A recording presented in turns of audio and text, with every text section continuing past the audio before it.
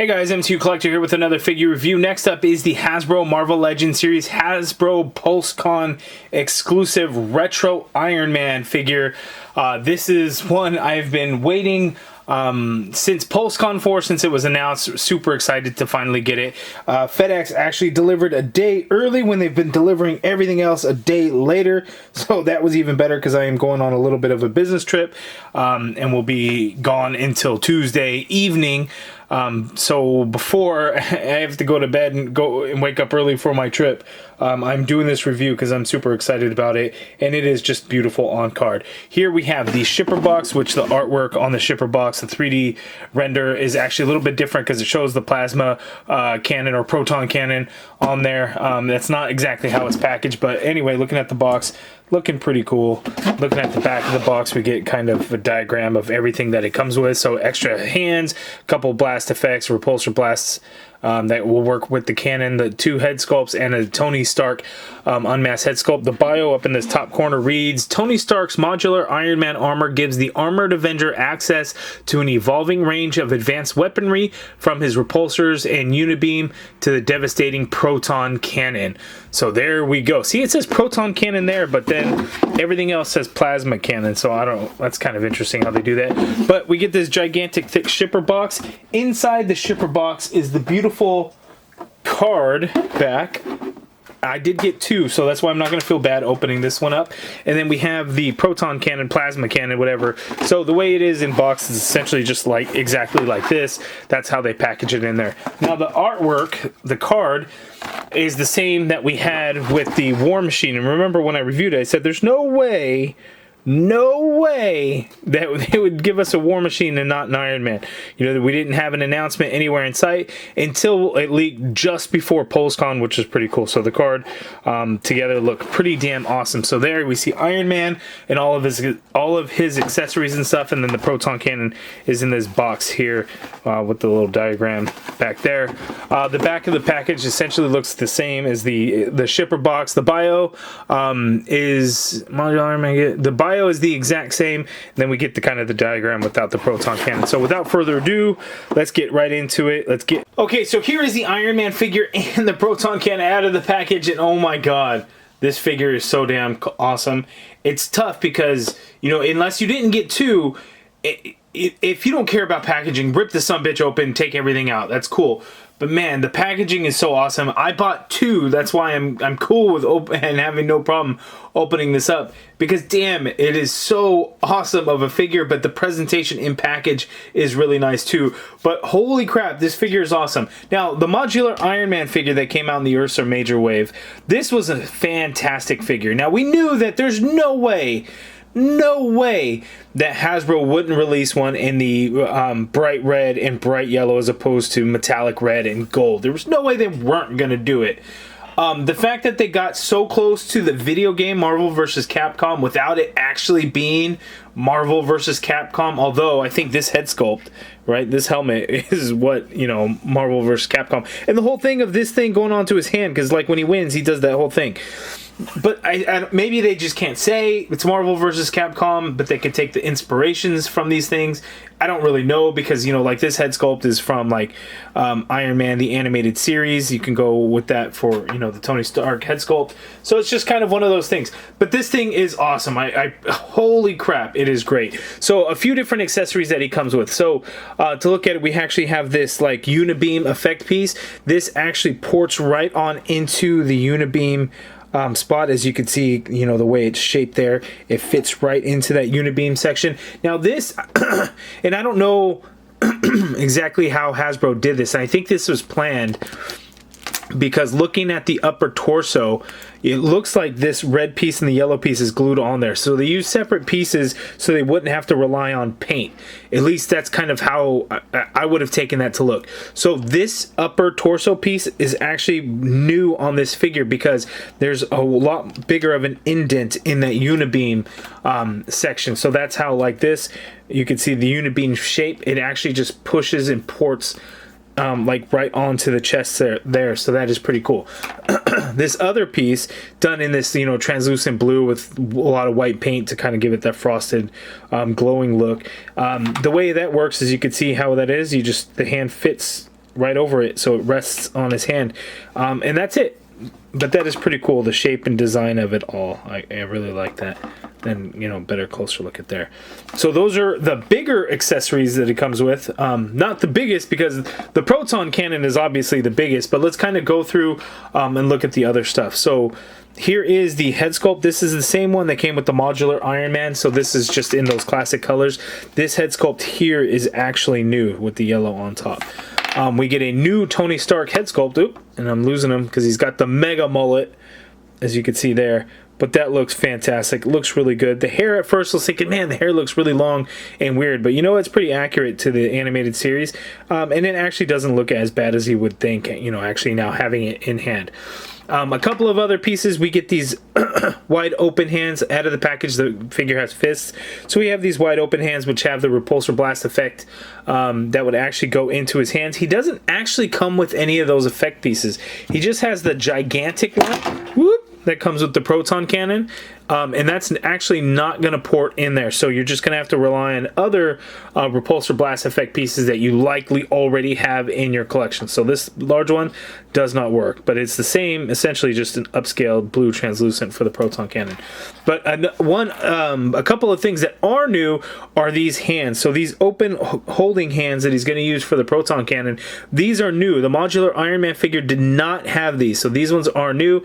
And peep that, look at that, we get a vertical hinge as opposed to a horizontal hinge. So because he's going to be grasping, you know, a large weapon, we have the correct hinge on there. And Dwight Stahl even talked about how, you know, initially they never thought about that and paid attention to that, but now more so they're really looking at the things. So when they do new hands, they're going to put in the correct hinge. And I just lost the hand, it flew out somewhere. So lots of different accessories. So now the Proton cannon, as you can see here, looks pretty damn good. It's not heavy. I wouldn't call it light, I guess. I'm sure the thing is hollow. I will really, you know, wouldn't expect anything else out of it, but it's got some decent weight to it. So we actually get this stand, and you can see how you want to have the stand to counterbalance the weight of it. But man, this thing is cool. It's all done in this light gray plastic with some areas inside with some dark gray. A little bit of red there, a little bit of red there. We get some pink in there, red, red, red. A little bit of red there, a little bit of red there. So not a whole lot in terms of paint or anything, but it looks great. It is done in a very hard plastic, so this would be, I think, the ABS. This is what like torso pieces and stuff like that would use. So it's not heavy, it's not light. It is pretty hollow, of course, but it has a decent amount of weight to it, so it's not terrible. You can see there we get the one, you know, blast effect piece, which is quite small in comparison to the cannon. You know, when you played the video game, the blast would go out this high and go across the screen and everything. Not sure how they could have pulled that off any other way, but you know, if they did, you know, that would have been really cool. So a small repulsor blast, but I don't know. At least we get something, but it's, you know, I guess better than nothing, but it's not that great. It's, you know, decent. And then the stand just ports in there, and then it holds in place. So you could use this, which is about, you know, hand-wise, that's going to be about the right size to hold on to the Proton cannon. But I know people have gotten him to balance while holding on to the Proton cannon, so I'll try to do that a little bit later. But let's get in for a closer look at some of the details of this, and we'll swap out some heads so you can see how it looks. Okay, so looking at the head sculpts here, this is again this is the new one here because you got the yellow up top. That is the new one. Looking at the figure, again, it is the modular Iron Man figure, but with this top torso piece being different. As you can see, there are two separate pieces, so they were able to just swap out that piece, since this piece, again, wasn't quite the same, and you could see the different colors. But let's go ahead and swap out some of these heads, so we'll pop that one off. That popped off super easy, by the way. Love it when it's nice and easy, but then can't get this head sculpt on there nice and easy. What the hell? Oh! Aye! That was tough, and I'm not confident that that's on there real tight. So there is the head sculpt that came with the modular Iron Man, but in the bright red and yellow there. That looks pretty good. I don't know if I ever noticed this before, but that neck piece is a separate piece. So as I'm swiveling the head, I'm actually swiveling the neck, because this thing was so tight on the ball peg, I can't... So this head sculpt is tight on there, and that's the one that was originally made for it. So that's weird that this one, super easy to pop on, super easy to pop off. What the hell? Let's pop on the Tony Stark head sculpt, and this is tough to get on there too. What? Why is that? That's weird. So there is the Tony Stark head sculpt, and that looks pretty good with this crazy ass mullet hair. I like it. I think it looks really good. We've gotten a fair amount of Tony Stark head sculpts lately, over the past couple of years, where we weren't getting very many at all, but now we're getting like bombarded with Tony Stark head sculpts. But I like it. That looks really good. Works out quite nice. All right, so let's go over articulation. So it is on a disc hinge, so Iron Man can look up that much. He can look down. I feel like the hinge doesn't want to work with me. Yeah, the hinge, well, yeah, that works. You can get them to look down that much, so that is really good. The head can swivel on that ball joint, but again, the neck is a separate joint that can swivel. Although, with this particular head sculpt on there, I am swiveling the head, not the neck, but the other two heads, it would actually swivel the neck. The shoulder, you can get the shoulder to go up and out like so. Get a full rotation in there. Upper bicep swivel. It is a pinless double jointed elbow that gives you that much bend there. That works out really well. Wrist swivel, and they do hinge. They have the standard horizontal hinge, but again, the open grasping hands have the vertical hinge, and that's going to be specifically for use with the Proton cannon. Ab crunch on this guy. He can crunch forward that much. This is a decent amount. He can go back that much. That is great. We do have a waist swivel there. As you can see, legs go out that far apart, which is insane. He can do the full-on splits, which is great. He can kick forward super duper high, and then the leg, not so back so much. Upper thigh cut in there. Pinless double jointed knee. We get that much bend there at the knee. That works out really well. I'm trying to remember. Yeah, swivel at the boot, as you can see there. Foot hinges all the way down. Some hinge up, ankle pivot, pickles at the bottom of the feet. The modular Iron Man figure was, to date, one of the best damn Iron Man figures that Hasbro's released. And then since then, they did the Mark 70, not Mark 70, the Model 70 in the controller wave. And that's a pretty damn good, was it the controller wave? Yeah, right? The controller wave. And that was a pretty damn good... Was it the controller wave? Yeah, right? That's going to drive me crazy now that I'm thinking about it. I'm pretty sure it was the controller wave, and that was a damn good Iron Man figure too. And now they're going to be coming out with the Stealth Suit Iron Man figure, so lots of damn Iron Mans coming around. What an awesome time to be a Marvel Legends collector when it comes to that. Now, I know there's a lot of figures that are duds, that are easy repaints. I mean, technically, this is a repaint, you know. But figures that know of characters that people don't care about so much. But every now and then Hasbro absolutely knocks it out of the park, and they give us stuff like this. So even though that War Machine was a little on the pricey side and on a retro card, comes with less accessories than the original deluxe release, which is only like $2 more. You get a head sculpt and all these blast effects and everything. This one was still cool for the colorway. Like, you think about it, you know, a lot of people collect based off of nostalgia and everything too, and that's okay. However you want to collect, you collect. So the Marvel versus Capcom thing, you know, with the correct colorway and everything like that. Well, actually, no, I take that back, because this is an animated series, but the video game one is going to be coming out in its own release, a fan channel exclusive release, right? It's essentially the modular Iron Man figure, but in War Machine colors. Now, game artwork and everything like that probably would show a War Machine that looks a little bit closer to this, but the actual gameplay War Machine is the modular Iron Man with different colors. So they just kind of reskinned it for the game because, you know, I'm sure it's easier, cheaper, and everything like that. War Machine's got a lot more things going on, so they just changed the color. So it's cool that these things, I guess, would actually work with that War Machine figure when it gets released. But looking here, the modular Iron Man figures together look pretty damn cool. This one's still great, but man, this one really is a whole lot better because it just has that super classic look to it for the video game and for the animated series.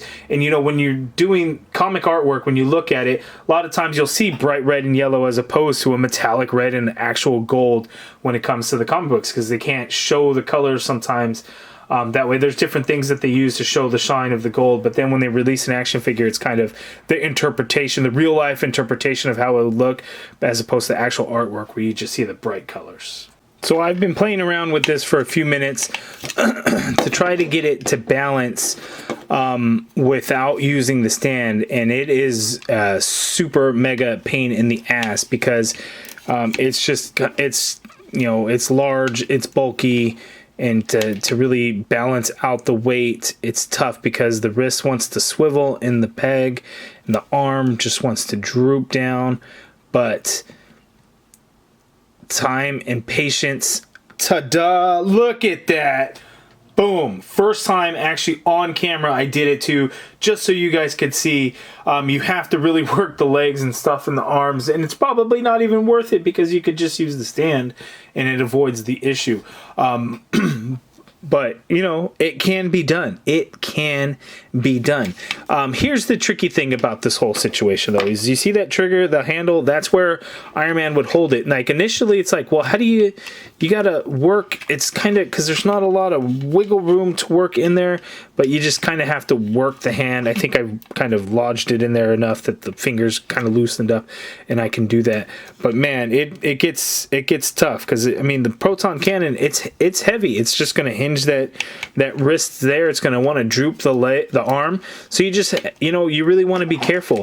Now let's put it back on the stand and let's see kind of how high up it is. So you can see it's kind of a little low, right? So when you have his hand out and you want to hold on to it, it's actually pretty low.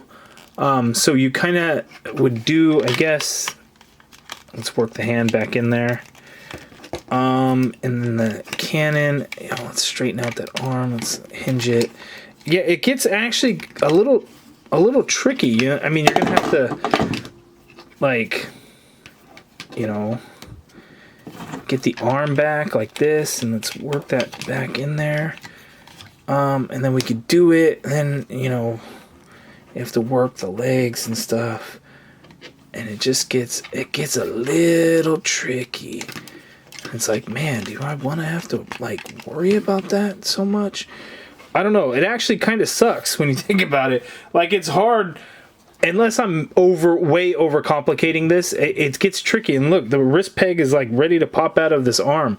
So that actually makes it really, really tough. So I need to go back and look at images and kind of in the game how it looks when he busts out the Proton Cannon. Is he leaning forward? Look at that. I just popped the wrist out of there. Because height-wise, that makes it, like, really rather difficult. And maybe if I don't do it so high on the stand, that might help. But let me take some look at some images. Yeah, so I guess, you know, this is a little bit better. Basically, what I added the stand afterwards, and that's kind of the pose that he goes into when he does it in the video game.